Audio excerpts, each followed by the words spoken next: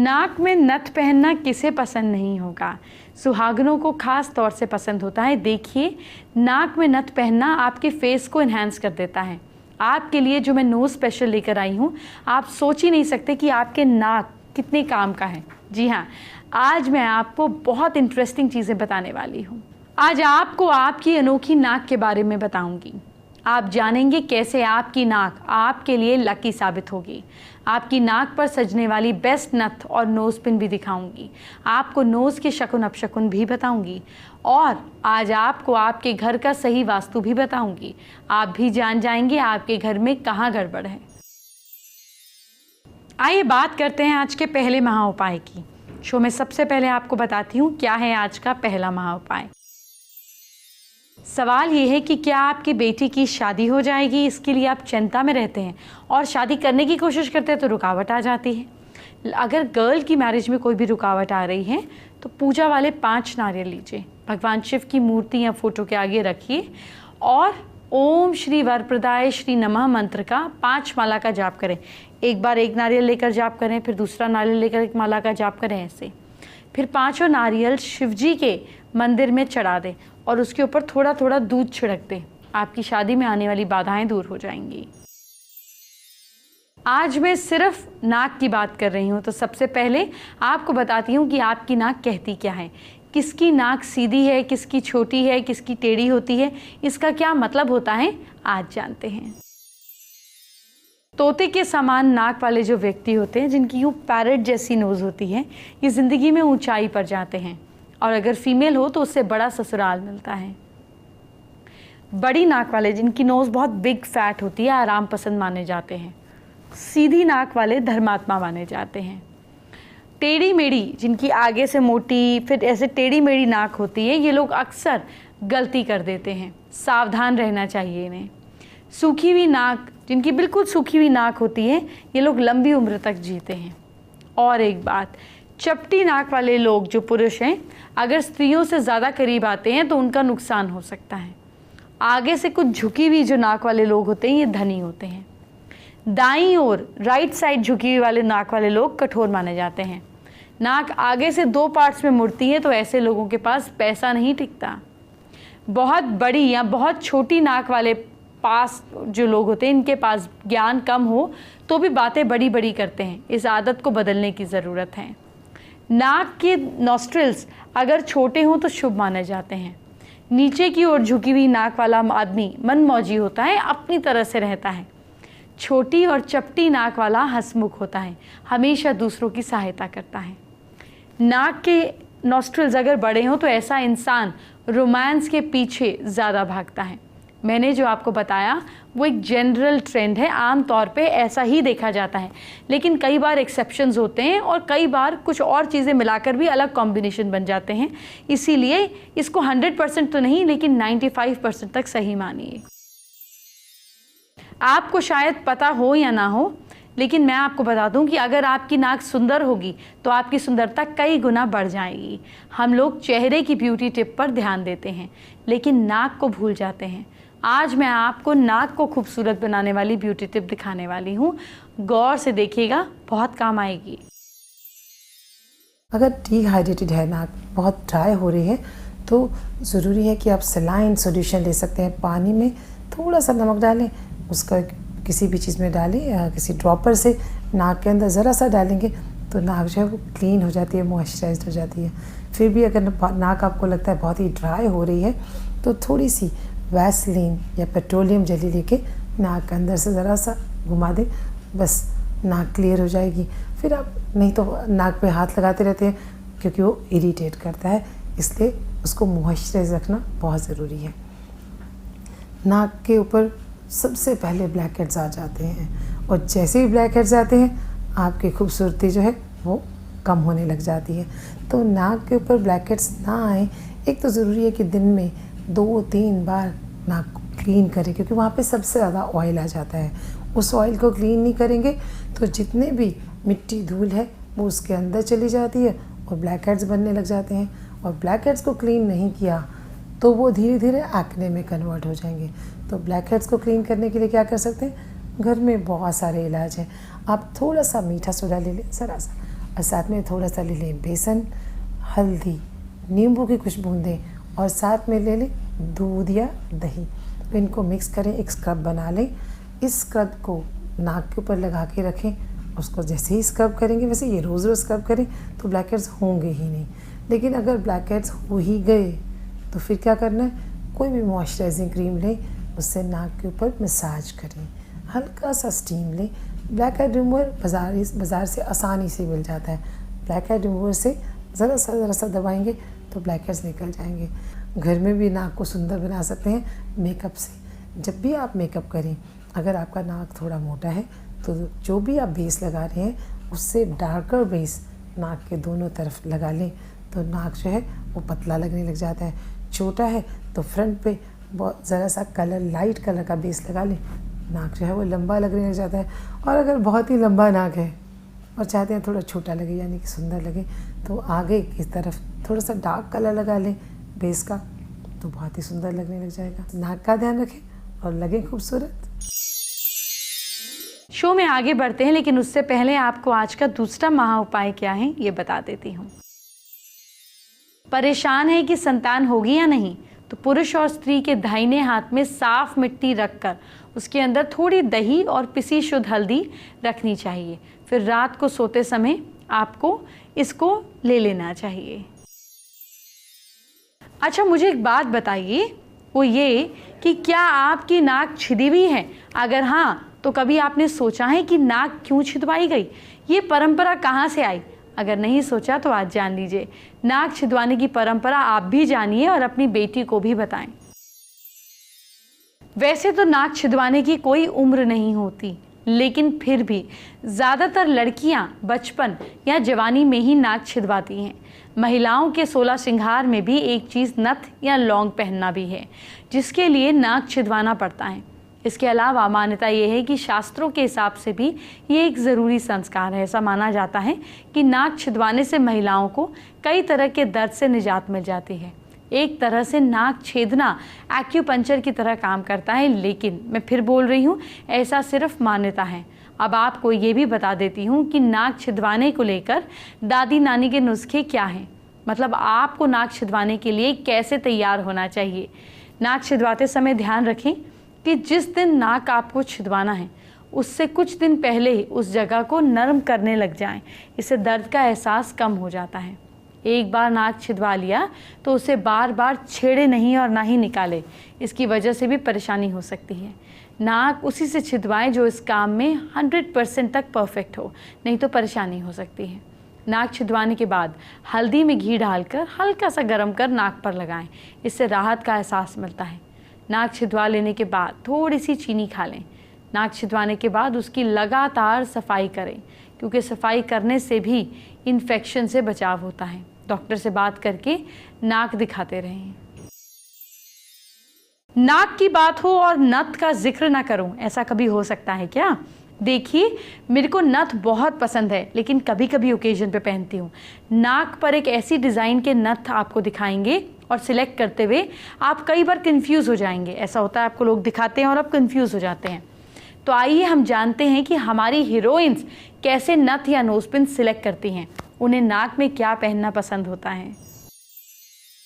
आज हम बात करें ट्रेडिशनल नथनी और इंडो वेस्टर्न नोजपिन्स के बारे में, और हमारे साथ है सविता प्रभुने और Purva Gokhale. Welcome to India new. पहले तो पूछना चाहूंगी, आपने नथ पहनी है, इतनी ट्रेडिशनल सुंदर, मतलब खूबसूरती को और भी 4 चांद लगा देती है नथनी, तो ट्रेडिशनल नथनी के बारे में क्या कहेंगे?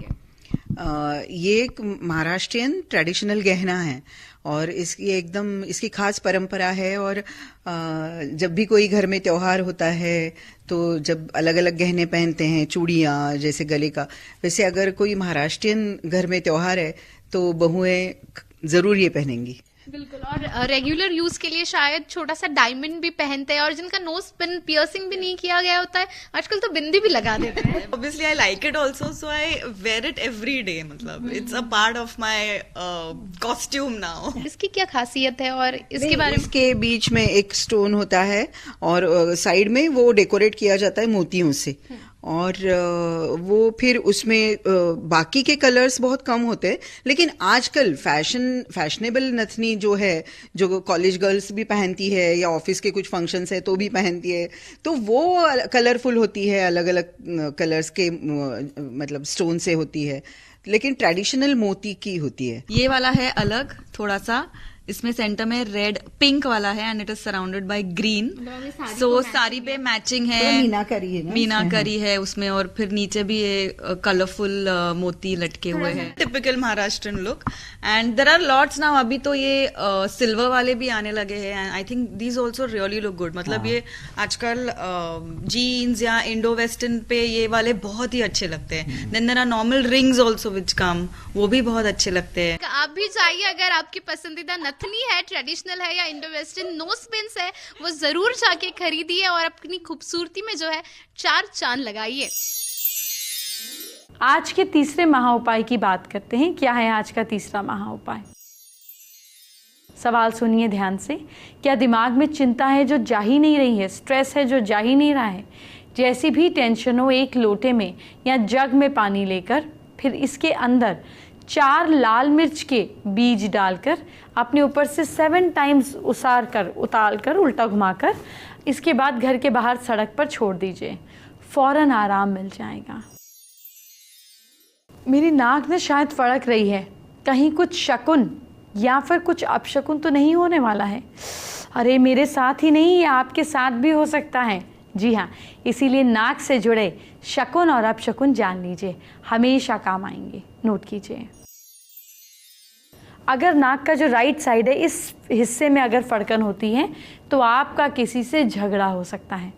अगर नाक के लेफ्ट पार्ट में, उल्टे हिस्से में अगर फड़कन होती है तो इंसान का, अगर ये बायां हिस्सा फड़कता है तो धन की प्राप्ति हो सकती है या किसी सडन फेम आपको मिल सकता है। अगर नाक को की ये जो पार्ट है, फ्रंट पार्ट, नोक, ये फड़के तो आपको किसी मुसीबत का सामना करना पड़ सकता है। नाक के दोनों नॉस्ट्रिल्स अगर फड़के, अगर यहाँ पे आपको वाइब्रेशन हो तो आपके लिए शुभ संकेत है, धन लाभ और समाज में प्रतिष्ठा बढ़ने वाली है। मेरे कुछ दर्शकों ने मुझसे बहुत ज़रूरी सवाल किया।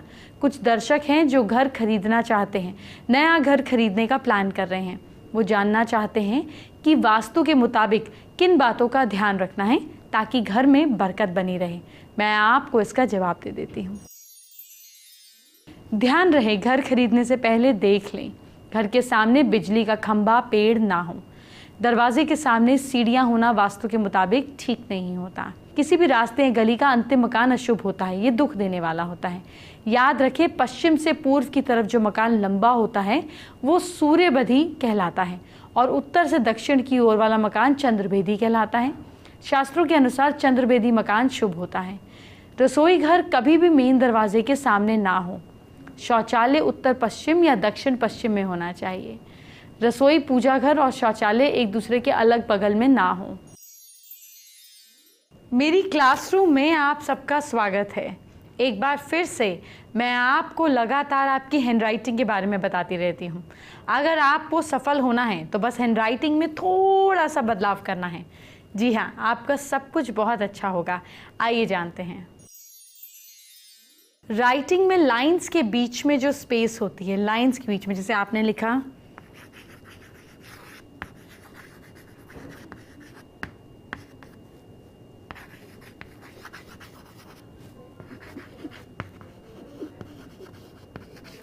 जैसे अब ये देखिए, ये स्पेस ज़्यादा हो गया और ये से स्पेस कम हो गया, इसमें ओवरलैपिंग हो गया। तो लाइंस के बीच में जो स्पेस है ये आपकी पर्सनालिटी के बारे में क्या बताता है, आइए मैं आपको बताती हूँ। देखिए, लाइंस में जब ज़्यादा स्पेस होता है, जैसे ये ज़्यादा स्पेस है ना, नॉर्मल से ज़्यादा स्पेस दिया हुआ है।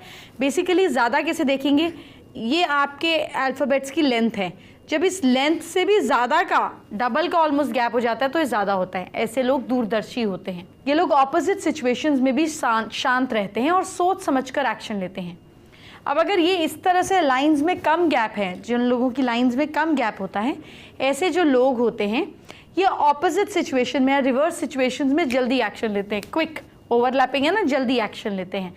तो आपका जितना गैप ज़रूरी है उतना तो होना ही चाहिए ताकि आप सोच समझकर एक्शन ले सकें।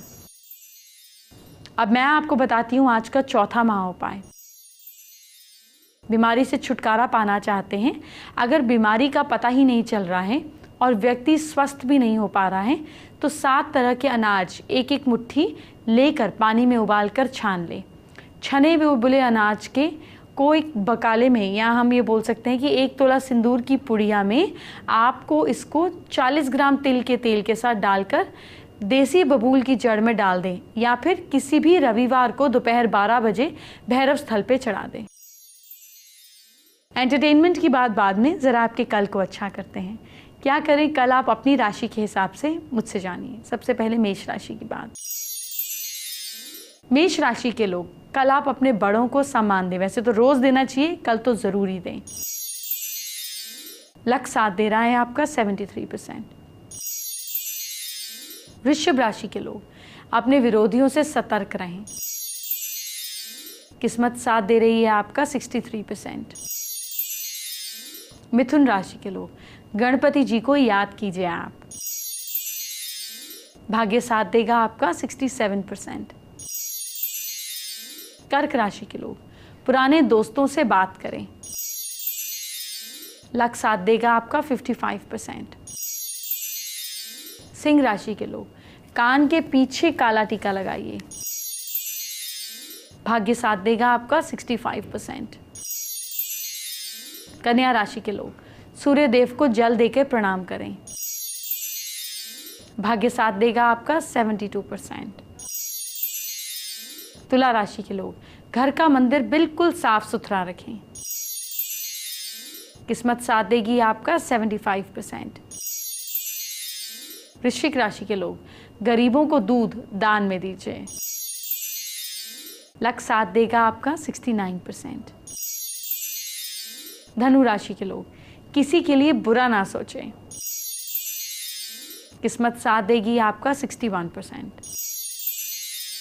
मकर राशि के लोग, किसी को मुफ्त सलाह ना दें कल। लक साथ देगा आपका 68%। कुंभ राशि के लोग, कल डॉग्स को रोटी या दूध या बिस्किट कोई भी खाने की चीज जरूर खिलाएं। लक सपोर्ट कर रहा है आपको कल 65%। मीन राशि के लोग, अपनी कल फिंगर्स का ध्यान दीजिएगा, देखिए कहीं कोई चोट ना लगे।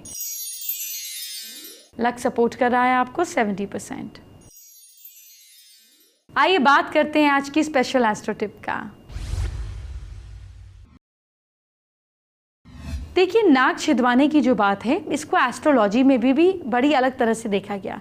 नोज जो है ये प्लैनेट मरकरी यानी कि बुध का एरिया है, और जब आप नोज पियर्स करा देते हैं तो एक्यूपंक्चर के तो इसके जो फायदे होते हैं वो होते हैं। नोज पियर्स कराने से ऐसा कहा जाता है कि बुध मजबूत हो जाता है। आप अगर किसी भी तरीके से अपनी याददाश्त से कमज़ोर हो रहे हैं, बहन बुआ मासी से आपको दिक्कत हो रही है, तो नाक छिदवाना अच्छा माना जाता है। इसीलिए आप देखेंगे कि बहुत पहले के समय में राजा महाराजा, बहुत सारे ट्रेडर्स, जब आप ओल्ड कस्टम और पेंटिंग्स देखेंगे तो आपको अंदाज़ा लगेगा कि मेल्स भी, आदमी भी उस टाइम पर नाक छिदवाया करते थे, क्योंकि ये आपको एक अलग से स्ट्रेंथ देता था, जिससे आपकी इज्जत पे कहीं दाग नहीं लगता था, आपकी विल पावर बढ़ती थी। तो जिन फीमेल्स को ऐसे लगता है कि उनका मन भटकता है, चंचलता बहुत ज़्यादा है, तो एस्ट्रोलॉजिकली नाक छिदवाना उनके लिए अच्छा रहता है। फेसबुक पर तृष्णा राणा ने हमारे साथ अपनी प्रॉब्लम शेयर की है। बेसिकली तृषा कंसंट्रेशन बढ़ाने के उपाय जानना चाहती हैं। कंसंट्रेशन बढ़ाने के लिए त्राटक करें। इसके अलावा कुछ देर आंख बंद कर यहाँ पर चंदन का टीका लगाएं, क्योंकि वो लगाने से यहाँ पे सेंसेशन होगी। उसमें आप थोड़ा सा कपूर भी मिला सकते हैं, सेंसेशन होगी, और फिर जब आप इस पर ध्यान करेंगे, इससे आपका फोकस कई गुना बढ़ जाएगा। आइए बात करते हैं आज के 5वें महा उपाय की। अगर शादी में विघ्न आ रही है तो क्या करें? शादी वाले दिन आपको, शादी वाले दिन से एक दिन पहले बल्कि एक काम करिए, एक ईंट के ऊपर कोयले से बाधाएं लिखकर ईंट को उल्टा करके किसी सुरक्षित स्थान पर दबा दीजिए, और शादी के बाद इस ईंट को उठाकर किसी पानी वाले स्थान पर डाल दीजिए, और फिर ऊपर से कुछ खाने पीने का, जैसे 2 मिश्री के दाने डाल दिए। शादी के समय की कोई भी बाधा न रहेगी, ना आगे तंग करेगी। जानते हैं कल शुक्रवार है, तो कल मैं शुक्र ग्रह की बात करूंगी। शुक्र आपको खुशियां, प्लेजर्स, एंजॉयमेंट, अच्छी मैरिड लाइफ, सुख सुविधा सब देगा। और 12 राशियों के हिसाब से 12 उपाय भी होंगे शुक्र को मजबूत करने वाले, ये हम कल जानेंगे। अब मुझे इजाज़त दीजिए, अपना ख्याल रखिए, बाय बाय, टेक केयर।